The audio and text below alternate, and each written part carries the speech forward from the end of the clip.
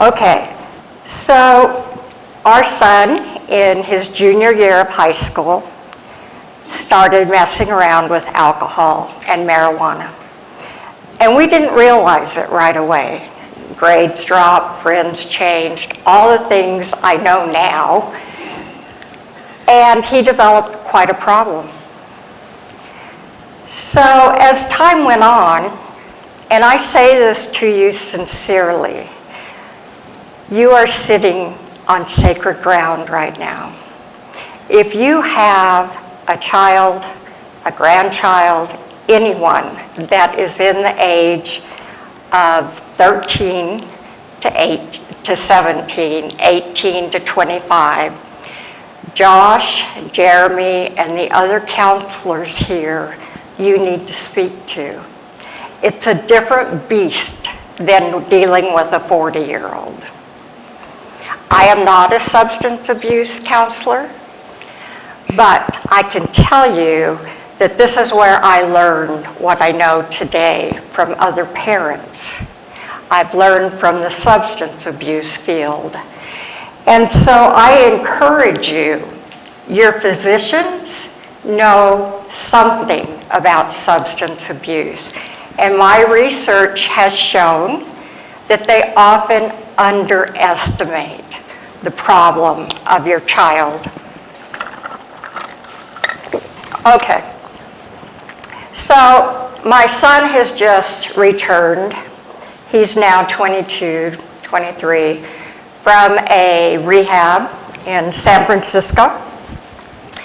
He went through for heroin, and he stayed there an extra 3 months.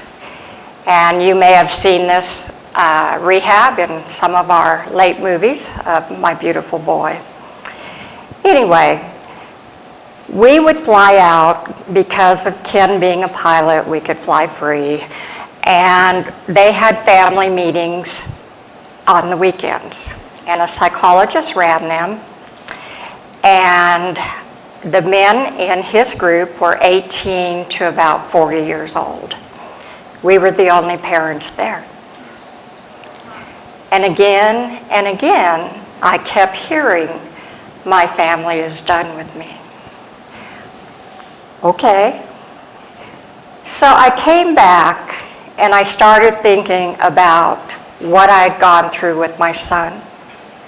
And when I worked with the two men in the nursing home, the chaplain said to me, you wouldn't believe what these guys have probably put their families through.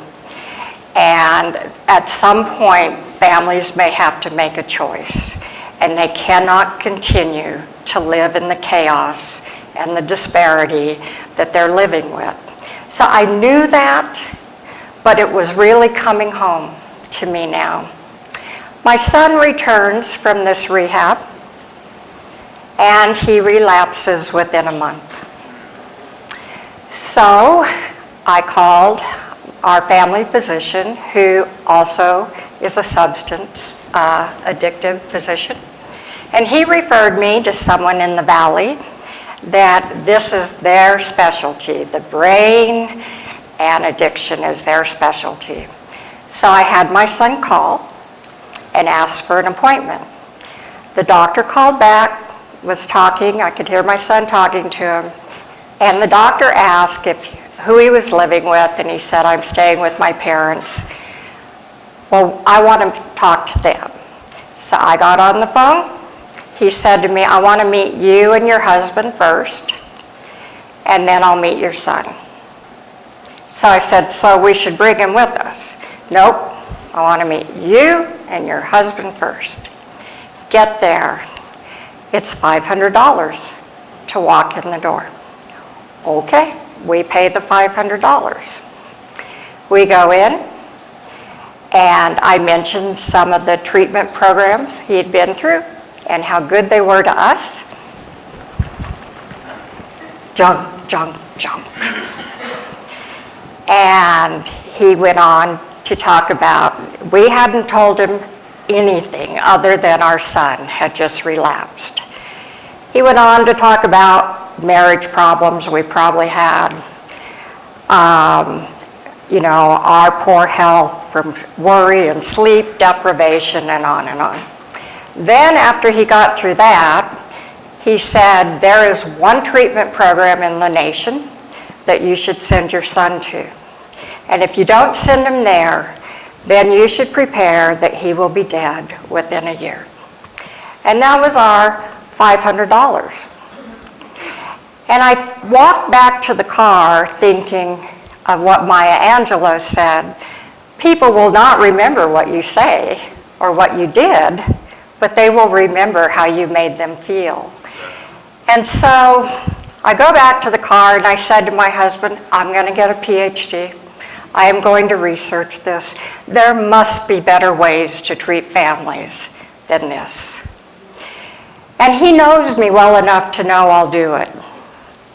And so that was how we got to the PhD level. I could care less about a PhD. They can put it in my dog's name. I'm fine with that. Whoops, going the wrong way. But here is the study. When you do research, you can do quantitative, which gives you general ideas. You have a large study, you may send out a survey to 500 people, and you'll come back and look at those numbers. A qualitative study is a small sample, and it usually involves interviewing people and finding out from their perspective what has helped them or what has not helped them. So this is the premise of the study. This qualitative descriptive study is related to the exploration of how, not why, how. We're not at why yet. Participation in a long-term, 24-month support group for parents of young adults 18 to 25 years old living with problematic substance use or diagnosed with a substance use disorder and located in the southwestern United States influence the components of parental quality of life.